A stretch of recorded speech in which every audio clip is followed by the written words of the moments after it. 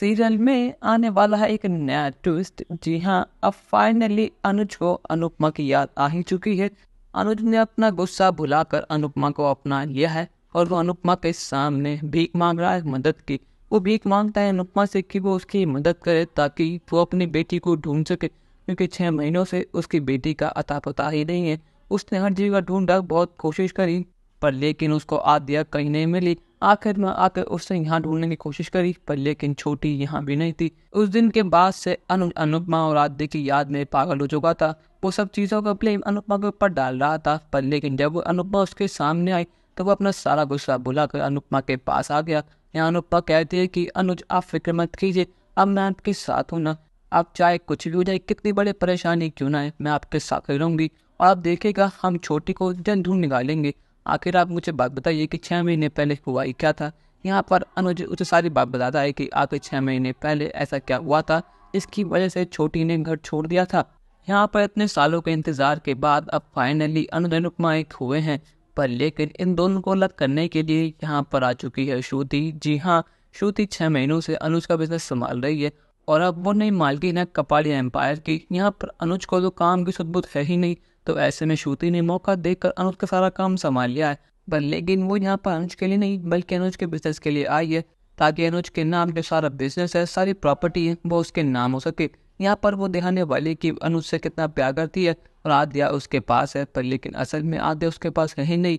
यहाँ पर श्रुति की एंट्री होती है आशा भवन में और वो आते के साथ ही कहते कि अनुपमा, मेरे अनुज से दूर हो जा, तुमने मेरे एक का क्या हाल कर दिया, आज तुम्हारी वजह से मेरे एक का ये हाल है।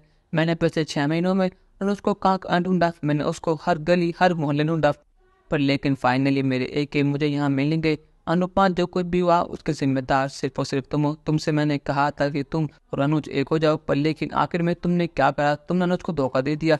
अब तुम अनुज को हमेशा हमेशा के लिए भूल जाओ। अब अनुज मेरे संग वापस अमेरिका जाएंगे और मैं इनका ध्यान रखूंगी। अनुपमा कहते कि मेरे अनुज यहाँ से कहीं नहीं जाएंगे, वो मेरे इसी आश्रम में रहेंगे, फिर चाहे कुछ भी हो जाए।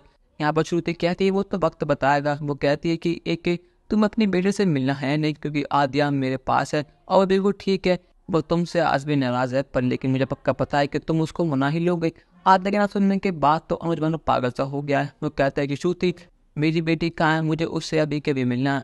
पर लेकिन यहाँ पर श्रुति झूठ बोल रही है। यहाँ पर आद्या उसके पास है ही नहीं। उसे पता है कि अनुज आद्या के लिए कुछ भी कर सकता है और उसका प्लान ये है कि अनुज का अमेरिका ले जाने के बाद वो उससे कहेगी कि आद्या से मिलने से पहले तुम्हें साइन करने होंगे और उस साइन के बाद अनुज का सारा बिजनेस, सारा पैसा उसके नाम हो जाएगा। और यहाँ पर अनुज ने तुरंत हाँ कर दिया है कि वो श्रुति के साथ जाएगा, फिर चाहे कुछ भी हो जाए। यहाँ पर अनुपमा कहते हैं तो ऐसी बात है तो मैं भी तुम्हारे संग चलूंगी, पर लेकिन यहाँ पर श्रुति साफ मना कर देती है। वो कहते हैं कि अनुपमा जोशी, तुम कहीं नहीं जाओगी, अगर तुम मेरे या अनुज के आसपास भी आई तो मुझसे बुरा और कोई नहीं होगा। पर लेकिन श्रुति को रोकने के लिए यहाँ पर फाइनली देविका आ चुकी है, क्योंकि अब अनुज का पाले की सारी न्यूज़ पूरी दुनिया में फैल चुकी है, क्योंकि पाकि ने ये न्यूज़ चंद पैसों के लिए मीडिया हाउस को बेच दिया।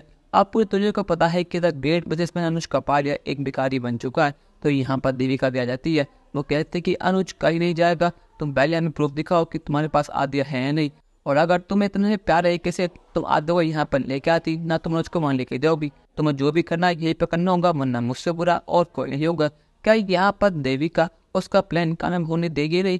क्या यहाँ पर श्रुति अनुज और अनुपमा को फिर से अलग कर देगी? अपनी राय हमें कमेंट पर जरूर बताइएगा और चैनल को अब तक नहीं कर सब्सक्राइब तो कर लीजिए। धन्यवाद।